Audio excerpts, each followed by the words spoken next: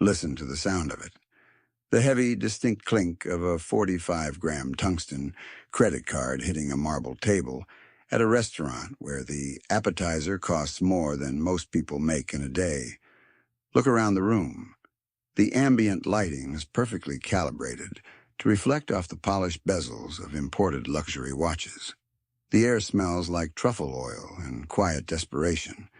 Nobody is actually tasting the food. They're just waiting for the waiter to return with the payment terminal. Waiting for that momentary, intoxicating nod of validation from a stranger in a vest. Take the guy at the corner table. Let's call him Julian. Julian pulled up tonight in a matte black European SUV that smells like fresh leather and depreciates by $60 every single time he turns the ignition. He's wearing a tailored suit that screams success. By all societal metrics, Julian has won the game. He crossed the finish line. But if you could look past the rehearsed smile and peer directly into his banking app, you wouldn't see a king.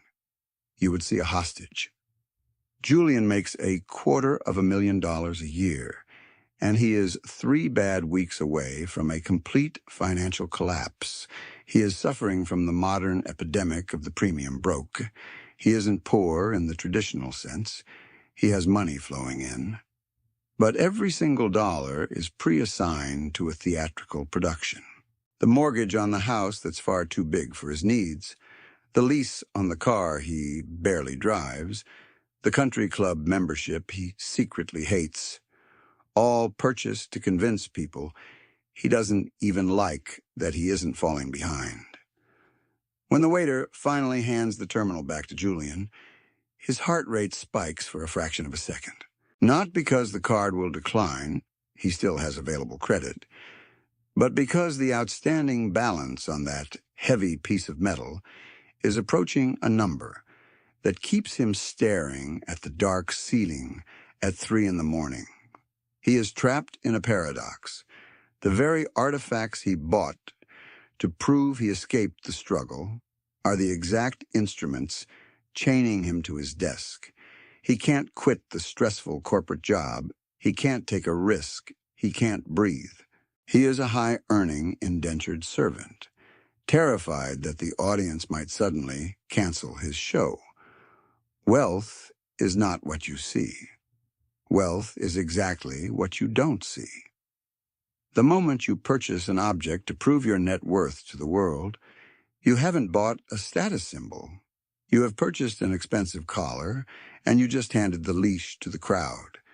You gave them permission to dictate how hard you must work tomorrow. And that is the brutal brilliance of the modern economic engine.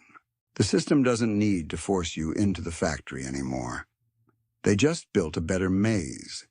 They painted the walls of the trap with gold, replaced the rusty wheel with a high-speed treadmill of lifestyle inflation, and convinced the pack that running faster is a sign of privilege. The bank doesn't just harvest your interest, they harvest your ego. They weaponized human insecurity. They know that if they can convince you that success must be visible, you will voluntarily surrender your most valuable asset to buy their plastic cheese. Think about the sheer emotional exhaustion of it all. The mental bandwidth required to constantly curate a financial persona. You upgrade the phone not because the old one stopped working, but because the new camera arrangement signals to the room that you had an extra $1,200 to burn. You are subsidizing a tech conglomerate's quarterly earnings with the hours of your finite, unrecoverable life, just to avoid the imaginary judgment of a coworker who is just as broke as you are. It's a collective hallucination. A room full of people drowning, all wearing weighted belts made of designer brands, politely complimenting each other on how beautifully they sink. But the truly terrifying part isn't the spending itself. The terrifying part is the invisible architecture behind the spotlight. You are aggressively encouraged to look rich but the machine makes it almost mathematically impossible for you to quietly disappear when you actually get there. And once you understand why the financial industry desperately needs you to stay visible, you will never look at a luxury item the same way again. The luxury marketing machine, the real enemy in this equation, doesn't sell fabric or leather. They sell the illusion of superiority. They study human psychology, map our biological need to belong to the pack, and price tag it. They engineered a society where respect is seemingly unlocked by swiping plastic you can't actually afford. You endure the soul-crushing reality of the modern corporate structure. You stare at a screen for 50 hours a week, swallowing passive-aggressive emails from a manager who couldn't care less if you dropped dead tomorrow. By Friday evening, your nervous system is fried. You are emotionally bankrupt. And right in that moment of absolute vulnerability, the algorithm strikes. It slides a targeted ad into your feed. It whispers the most dangerous lie in the economy. You earned this. You deserve a reward for your suffering. You don't buy the designer shoes or the oversized watch as a reward. You buy them as a desperate, silent scream to the world that your daily misery has meaning.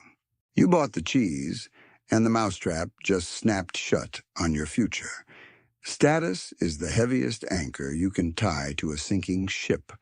The middle class operates under the tragic delusion that if they just look successful enough, the success will somehow become real. But the architecture of the maze is specifically designed to punish the visible. The second you elevate your aesthetic, you trigger an invisible avalanche of forced spending. Rule 1. The burden of the spotlight. Let's look at the immediate aftermath of stepping into the spotlight. You buy the $80,000 German sedan. You feel the dopamine hit as you grip the steering wheel. But that car cannot sit in front of a mediocre house. So you upgrade the house. You take on a mortgage that makes you sweat cold every time the economy dips. Now you have the house and the car. But you can't invite people over and serve cheap wine on particle board furniture. You need the imported dining set. You need the landscaping service so the neighbors don't judge the lawn. Every single purchase of status creates a vacuum that aggressively demands another purchase. The lifestyle creep isn't a slow walk, it's a high-speed treadmill. You are working yourself to the bone just to maintain a theater production for an audience that is too busy worrying about their own crippling debt to actually applaud your performance. But the financial bleed is only the first layer of the punishment. The real danger of visible wealth isn't just what it does to your bank account. It's what it attracts to your front door. The pack is always hungry. And when you loudly ring the dinner bell, you can't control who shows up. Rule 2. Predators in the front row. When you project the image of excess, you instantly become a magnet for the worst elements of society. You stop being a person and become a resource. Suddenly, distant relatives need a loan for a business that is mathematically guaranteed to fail. The friends you go out with magically take longer to reach for their wallets, assuming the guy in the tailored suit will casually absorb the blow. You attract the financial parasites. The contractors who automatically quote you double the price for a remodel the second they see the shiny badge on your hood. The luxury tax isn't a government mandate. It's the unspoken premium the world charges you for having the audacity to show off. You built a beautiful golden cage and locked yourself inside with everyone who wants a piece of your flesh. You traded your peace of mind for the privilege of being hunted. And the tragic irony? The money you're burning to defend this artificial persona isn't just quietly disappearing. It's actively destroying the one mathematical equation that could have actually set you free. Rule 3. The compounding cost of ego. Every dollar you deploy to defend your artificial status is a mercenary you just assassinated, instead of sending to the battlefield of your financial independence. We need to talk about the math of the spotlight. This is the exact mathematical reason why the actual top 1%, the people with generational wealth, not the clowns leasing supercars on Instagram, never talk about their money. They know a fundamental truth about human nature and economics. Attention is a liability.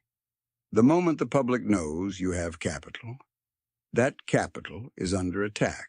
But more importantly, they understand the devastating opportunity cost of ego. Let's look at the numbers the wealth management industry prays you never calculate. You get a promotion.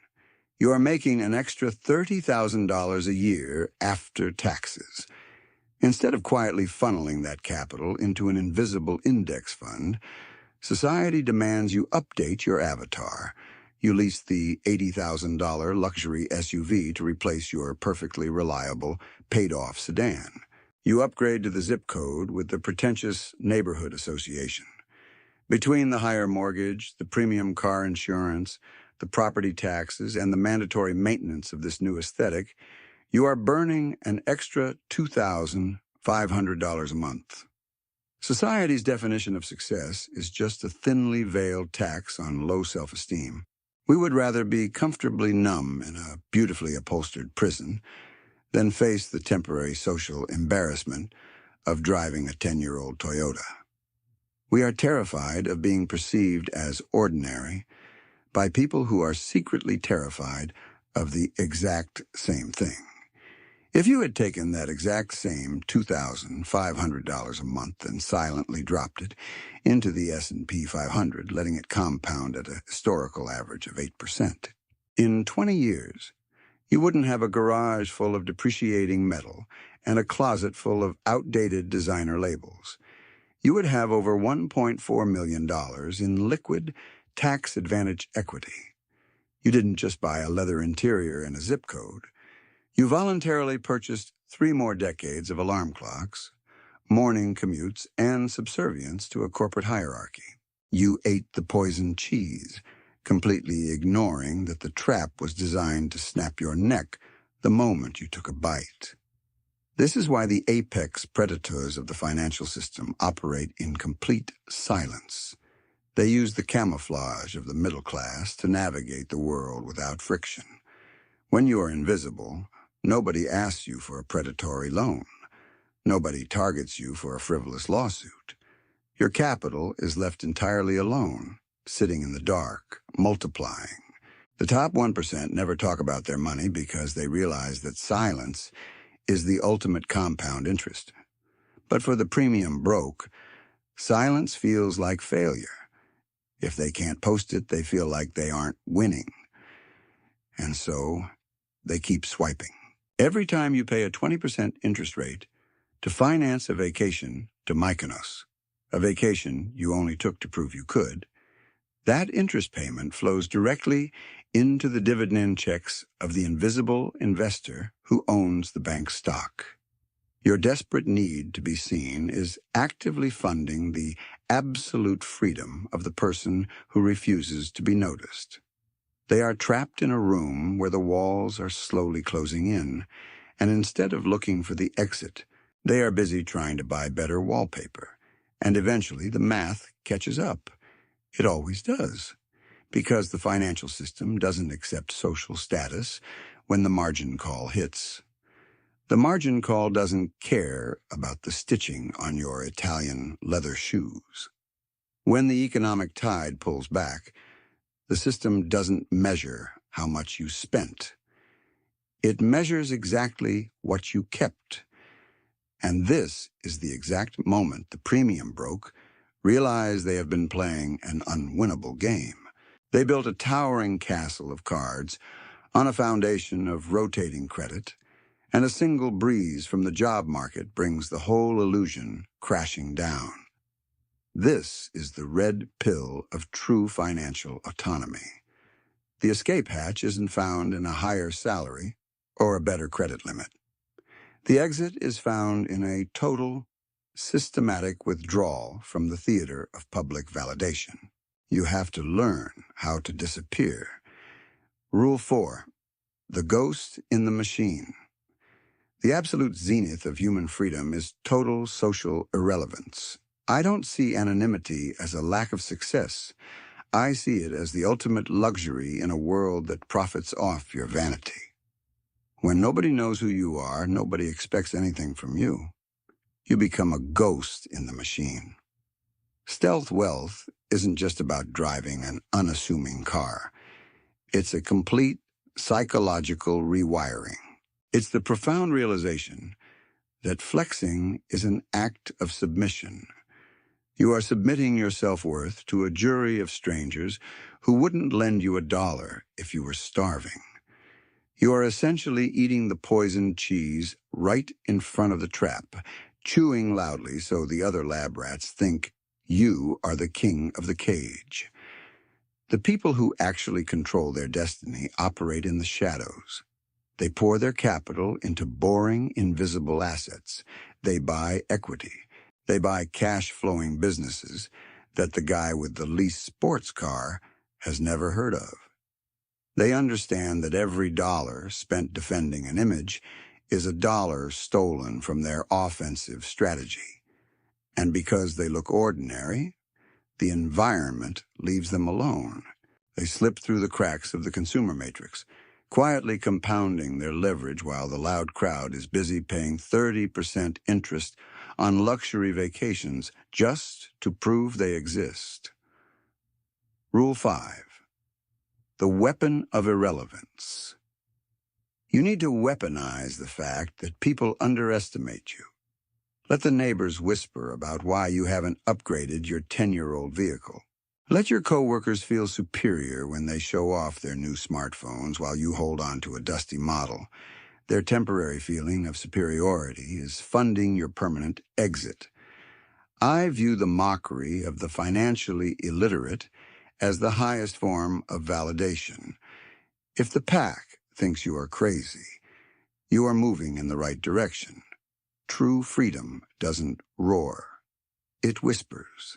It's the ability to wake up on a Tuesday and realize you don't have to impress a single human being to keep the lights on.